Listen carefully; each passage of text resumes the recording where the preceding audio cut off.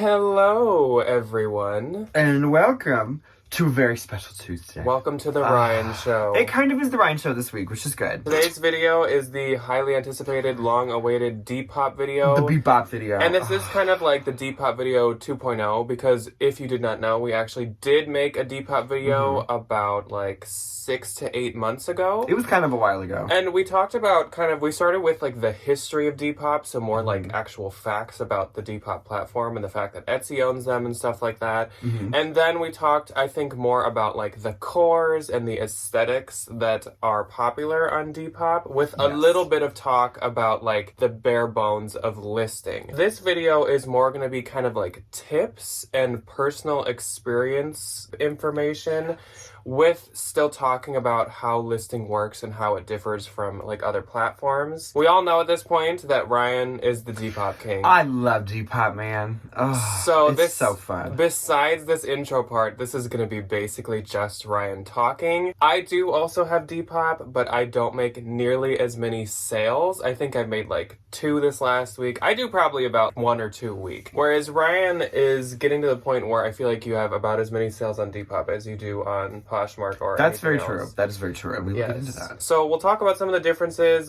and again, we'll go through kind of like the important parts of using Depop. We did collect some questions from you guys. I tried to like weave the big questions like into my little, I almost called it my presentation, into my little like notes, so I could like not have to be like, and so asked this question, here's my answer, where I can just kind of like, so it's all gonna kind of like go together. Then we also have a video tomorrow for the Valentines. For the members. And what that's gonna be is kind of a, almost like Depop BOLOs. It's kind of like video. a Depop cheat sheet. So the one today is like how to list, like how to source, like how to make a well-crafted listing, like how to do kind of like the nuts and bolts of Depop. And then the members video is things I specifically source for Depop, brands I specifically look for Depop, like styles that do really good, brands that do really good, prices. So like we'll kind of like take it a step further. More specific. Yeah. And more specific categories and brands. The Depop cheat sheet is basically what that's going to be. Yes. So I will be talking a little bit. Maybe I'll just pop in at the end of certain like sections. I do know the stuff that Depop people want, That's like very well. Very true. Because I'm usually pretty good at throwing stuff to Ryan that he does sell really quickly, but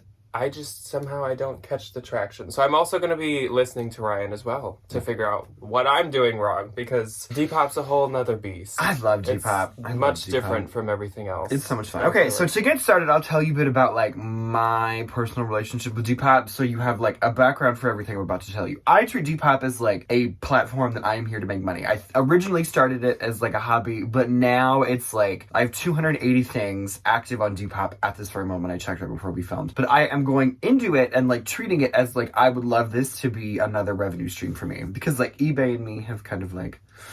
And I will say, I think with that point, last time when we made a Depop video, it was just us like, it was like starting. clunking around. We knew like what to do and what to list we and knew stuff. Some of it. But it was more, I think we said it a bunch of times, like Depop's really fun to just try. And that's what we were doing. Yeah. But now, Ryan, like this is a huge platform. There's some weeks where I make more money in Depop than I do in Poshmark. Which like, if I were to say that 2 years ago, it would have been like, there would have been a line outside of my house of people waiting to like throw me over a fence, literally, like burn my house down. So that is like where I'm going with Depop. So this is to like either maybe increase the hobby selling a little bit and kind of like get you used to the platform, or if you're already on, here's where we take off. Here's where we go. Step 1, sourcing. I source almost strictly for Depop at the bins. We'll get into like shipping and how we ship things later, but like most of my Depop items are always very light. I try to not get anything that's like going to be really heavy. I try to get things that are going to fit in like poly mailers super easy, just to like make my life when I go to ship things like easier. I take a ton of risks with stuff from like the bins going on to Depop. It definitely has a market that's like not as cookie cutter as like Poshmark or Mercari or eBay, where it's like, you know, a lot of kids that go to college, a lot of kids that are in art schools, a lot of kids that like, you know, have these like non-traditional careers and just like lives and whatever, and they want all the fun stuff. And I'm happy to pick up the fun stuff if I pay like $2 for it. I think it's super fun. I frequently pay attention to the Depop edit. If you go into the Depop app, it's like where Posh would have, I'm trying to think of them, like the men's room and like new Kelly Green bags that just came in and like new Louis Vuitton shoes. Like they have those like little presets for like brands and stuff. That's what the Depop edit is. And I sit on that thing for hours. You don't have to sit on it for that long. I just do because I'm crazy. But like pay attention to like what things are getting listed, what things are getting promoted. The Depop edit is like the app promoting stuff that they think is like trendy or fun or on style trend or whatever. And they definitely pick out like random stuff from random people that genuinely just fits like the trends of Depop. Yeah. They don't like, it's not like you always see the same people featured or anything. They pick out what's genuinely trendy. But I will say all of the listings tend to have a very similar like aesthetic format. So they all have like white backgrounds. They all are like these crazy zoomed in like high definition pictures. Mine usually are, and might have been selected a couple of times, but that's where I get all of my like style edits. Like I'll check it, you know, when I'm at the gas station on the way to the bins of just like what's popular, what should I be looking for, and then I pay attention to hashtags. I was gonna say before I go sourcing, I always pay attention to the popular. You hashtags. can definitely not only use that section for inspiration on what to pick up, but you can use it as inspiration for like how to make your listing look, how to do your pictures, how to like do the layout of your description. That's very true. That's very true. I do not specifically only source for brands from when I'm looking for Depop stuff. Obviously, like there are a handful of brands that do really well that like if I do see a piece by them, I'm going to pick it up. But I don't like go out where I was like, you know, if I'm shopping for Poshmark or eBay, I'm looking for like specific brands of things, whereas like the style may not be super important. But with Depop, it's the opposite. I look for styles over brands. If it's a really good style and then it's a good brand, like that just makes it that much better. But like if there's no name associated with it, not many people are really gonna care. You know, like nobody's like on Depop looking for like really crazy name brand clothing. So I would definitely say, at least from my viewpoint, and I feel like a lot of you guys, Depop is more, like Ryan said, like risky. I feel like there's not, maybe for most of us, not as much confidence behind items as we would for Posh, where it's like, oh, I found an anthro dress, like this will do good on Posh. Yeah. So I know that I can pay $8 for this. Depop is more like, I think this will do good, or this is kind of cool, we'll see how it does. So my advice would be definitely, at least in the beginning, strictly source from the bins or super cheap for Depop. Like Dollar Days at Goodwills and stuff. Ryan has just started to dabble in like sourcing kind of regular prices for Depop. I've noticed that thrift stores, you will buy some Every stuff, now and again, I'll see something. but it's definitely more risky. Not often. So try to pay as little as possible, unless you're so, like, if you found obviously like, I don't know, Juicy Couture flared like terry cloth pants or something with juicy across, those would obviously do good on there. You could pay up for it and you would be fine. But for the most part, try to keep it cheap. Light. Okay, so you have all the Depop stuff. Now let's get it home and let's photograph and let's list it. It sucks because Depop only lets you have 4 pictures, which is kind of annoying. So my little formula is I do the front, the back, I do a close-up of the tag with the size, and the close-up of the material. Personal option. If you have something really fancy or like really fun, I like to do a little video. At the end of it, I think it's cute. There was a dress that I just listed where I like... I did this little glammy like video. I think it was fun. So you kind of like have to play around with like angles and things and what specifically you're going to show off about these garments because you only get 4 pictures. I do the 2 studio lights. I just do like a straight front, a straight back just to like make it as bright as possible. And then I edit all my photos when they go into Depop. I use Photo Room. Personally, I use 2 apps for Depop. I use Photo Room to get all my white backgrounds, and then I use Lightroom, I think, to do like the mass, like brighten all my photos up just a little bit. And oh my God, it helps. So nice. I think the better your photos are on Depop, the better you are if you don't make sales. And that leads me perfectly into my next little thing of not everything on Depop has to be self-modeling. A ton of people do it. A ton of the girlies love to self-model their stuff and they make it look really good. I personally am not a 5'5", 125-pound girly. I'm not going to be fitting into half of these things. So I don't self-model and I will never self-model. In some instances that may have impacted my sales, but I think like I have a mannequin, which I think is honestly just as good. If you can get like a body form into it, I think that's fine. You do not have to. I know a ton of people are always like, well, do I have to try everything on?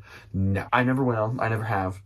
You do not have to. My tip, I guess, for the photographing or photos aspect would be if you do feel like you want more than 4 pictures, you definitely can use like a grid layout app where you can put 4 pictures together and then use that as one picture.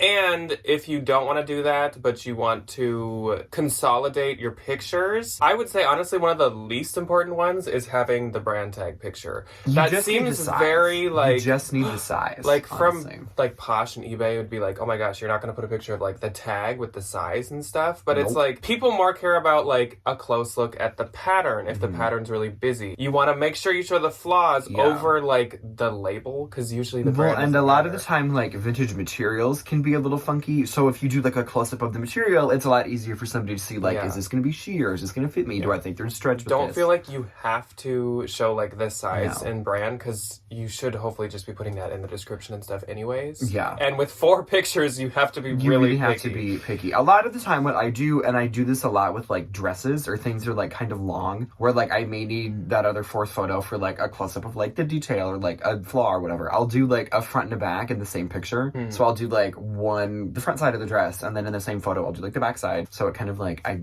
can kill a bird with 2 stones, which is quite nice.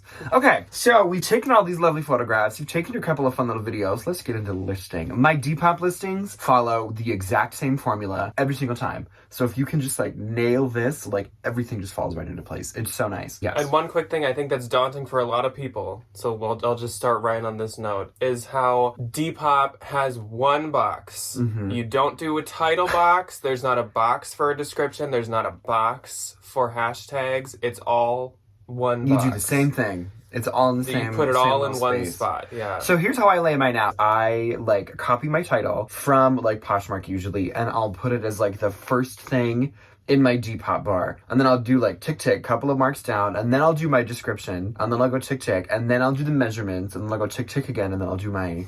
Tick apparently means return. It's enter, so there's like a little space. So it's like title, little space, description, little space, measurements, space, hashtags. And I think like it just makes it look nicer. Like there's a title, so you get all of those keywords and you get all of that search engine optimization. And then I put more keywords in my description. So if it's like Y2K 90s like black pants, I'll do Y2K Sporty Spice 1990s like black flared terry cloth pants. Like you kind of like draw it out a little bit more in your description, so you get all of the people looking for like 90s flared pants, like Y2K flared pants, like, you know, black da-da-da-da-da. Cover your bases is basically what I'm saying. And if you can get that formula down, it's literally just like it takes 2 seconds. I do all 5 hashtags. You can use 5 hashtags in your listing. Do all 5 of them. And the way that I have this set up is I have big style. So if it's like Y2K, I'll do like Y2K. And then I'll go in a decade. And so it'll be like 90s. And then I'll do like material. So if it's like velour or terry or silk or whatever. And then I'll do vintage, whatever the item is. Or if there's a brand to it that's like look upable, if it's like Juicy Couture, I'll do like Juicy Couture. Or if it's like a silk blouse, I'll do silk blouse. These are my hashtags. After your title and all 5 of your hashtags are done, move into your item specifics. And there is not as many as eBay, but there's a few more than Poshmark. And I always do my absolute best, kind of like eBay, to fill out every single one of them as much as I can. They don't really take that long. It's just like, where can you wear this? You know, what material is it? Does it have like a body style in terms of like plus size, tall, petite? The usual like category.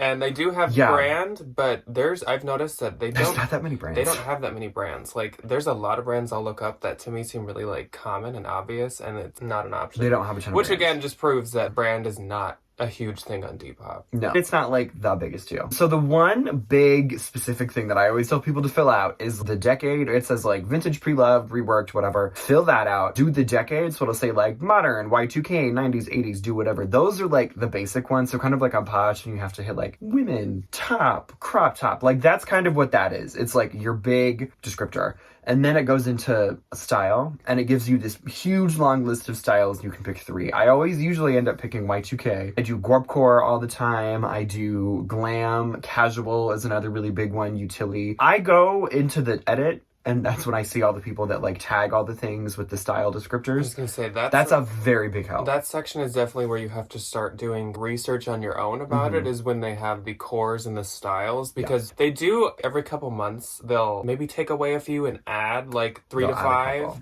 And I always am like researching them right away, because usually I don't know what these are. So I need to figure that out. It also doesn't really help to research it on the app, because there's a lot of people that just use hashtags for stuff that it doesn't apply for. Google it. So definitely Google what these new styles are, what the cores are. That's where it can get a little daunting too. It's hard to keep up with what's popular, but usually I'd say there's like 1 or 2 that's like really popular at the time. So you don't have to know every single one, but if you know the popular ones like gorpcore and cottagecore and stuff like that, that can be important. As long as you kind of just like know some of the basic style points for each of these, like it's not that big of a deal. You can, you know, you don't have to be an expert in gorpcore to be able to find something that's, you know, somewhat more fits the aesthetic. Those are super popular. The other one that is like required to list it is shipping. And I always do free shipping whenever I'm listing anything. I always do like crazy expensive international shipping because I'm afraid I'm going to get hit with like a $300 custom fee.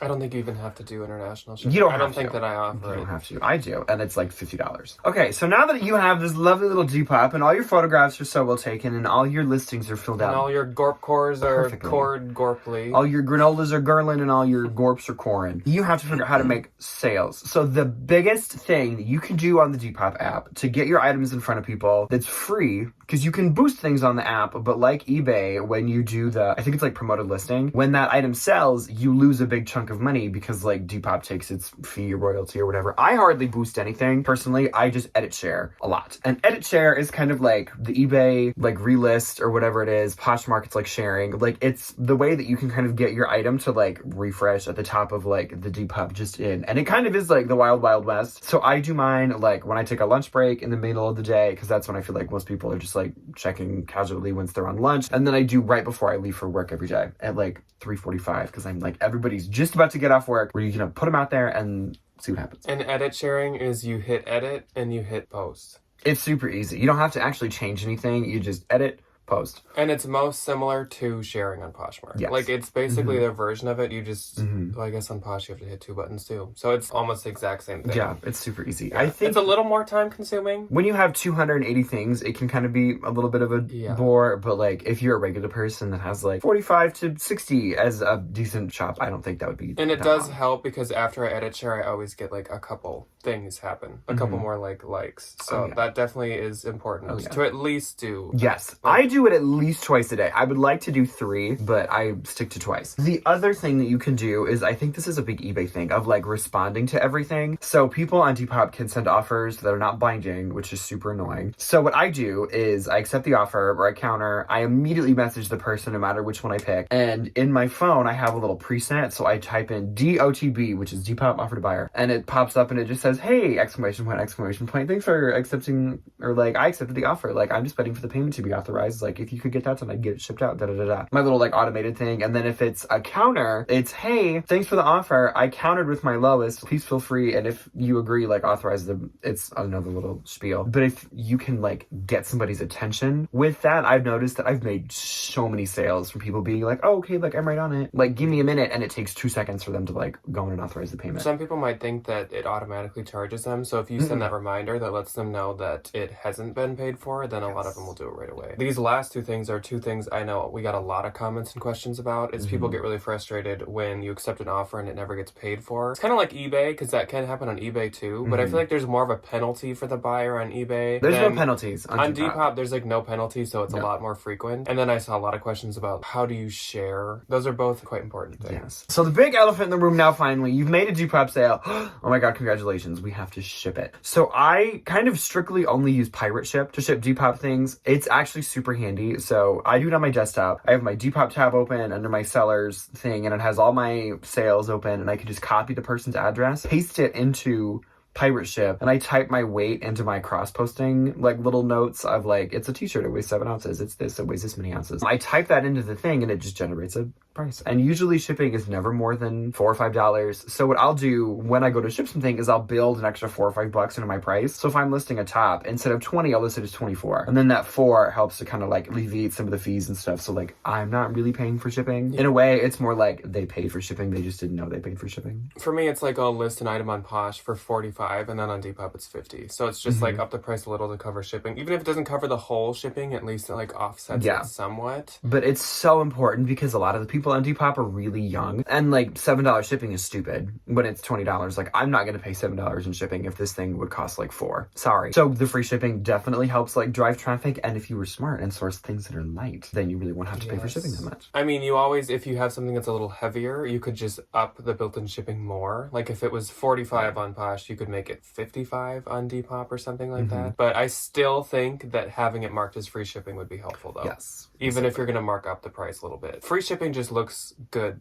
to people that age. It looks better. It looks like so definitely, much better. Yeah. That's it. That's all that I have. The only other thing for shipping is you can't ship in priority boxes. You have to use like, mailers or Playbrow boxes. Yes. That's So it. Depop is a lot different, obviously, from Posh and It is eBay. the wild, wild west It is of reselling. totally different. And when you're like, not raised, but like I feel like raised on Poshmark, like that's how you like got into reselling like us. Oh, yeah. It's definitely a lot different, and it's handling shipping yourself, It's thinking kinda more terrifying. style than It's kinda thinking terrifying. brands and stuff. Like it's definitely, it takes practice. It's a little trickier, It's tough. but obviously once you can do it, I have a great time. I becomes think it's fun. natural. I think my sourcing is so much more fun, not only trying to find things for the anthropology people. Yes. Like, it's fun to find, like, ugly 90s. And if you're hoping for us to explain like Y2K and what Y2K is, I would just say like Google it. And That's do a some research. Googling My question. mom is always asking, "What is Y2K?" It is so It's so hard to difficult put, like, to an easy explain. little definition to it because there's so many things. And it's not only early 2000s fashion. Like, there's a lot of 90s that's in Y2K. There's some 80s that I would like label as Y2K.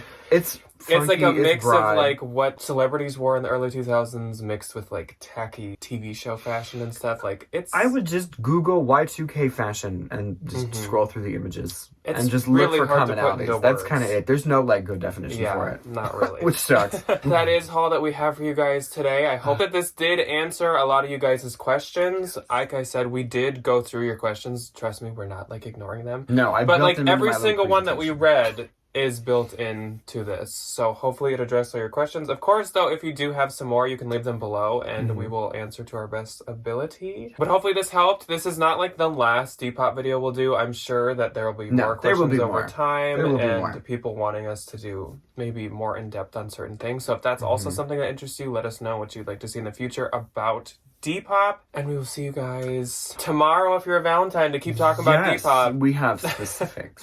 And then I will see you guys on Thursday for a bins haul that hopefully is good. I have not went yet, so I don't know how that is gonna I go. get to go to the biz this week. Ugh, it kind of sucks. I Yeah. have to work. Ugh. And then I will once again see you guys on Saturday, hopefully, possibly with Debbie, because it is up to me to do What's on Saturday all alone, because Ryan is I have to go to Des Moines this weekend. sailing away Ugh. to Iowa. Yay. Yay. Not fun. And yeah, so hopefully I can twist Debbie's arm and get her to be in it I don't with think me. it's going to take much I twisting. know that she sold something from the family bins bash that she's been rubbing in my face, so I'm sure that she'll be overjoyed to talk about that to you guys on Saturday. So we will see you guys one of those times. I hope that you enjoyed. I hope I wasn't too rambly. Goodbye.